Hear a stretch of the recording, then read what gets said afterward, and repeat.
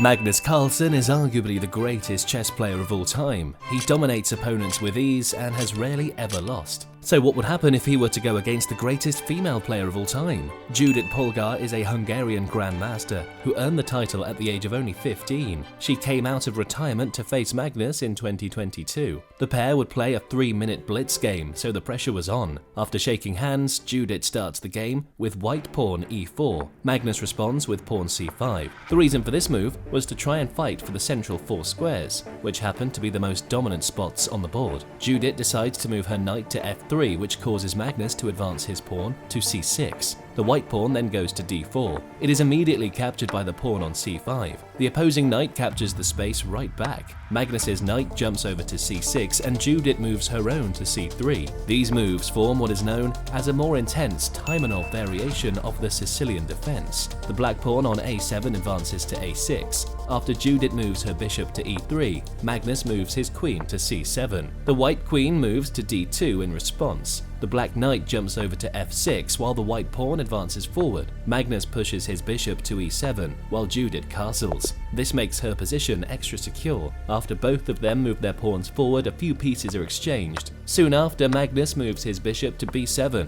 This threatens the pawn on e4 and the security of the middle of the board. Judit pushes her pawn forward to e5, putting Magnus's knight in danger. This forces him to take the g4 pawn with the knight. That sequence of moves plays a large part in his soon-to-come defeat. Judit goes rook g1, pushing the knight to the edge of the board. This is extremely dangerous for Magnus, since knights have limited usability on edges. It's so useless that he couldn't help but mention it to everyone. The white bishop slides over to d3. The opposing bishop shifts to e7. Once again, the white bishop moves, now to e4. This ends up leading to a major blunder by Magnus. He moves his rook over to c8. Judit catches what just happened and pushes her bishop to b6. The move is deadly because if Magnus were to capture the bishop with his queen, he would face mate in only one move. That would be by moving her queen to d7 after the initial capture. Magnus decides to capture the e4 space with his bishop. Judit now has the opportunity to take the opposing queen, and she does with her bishop. Magnus tries to recover by sliding his own bishop to c6. The white bishop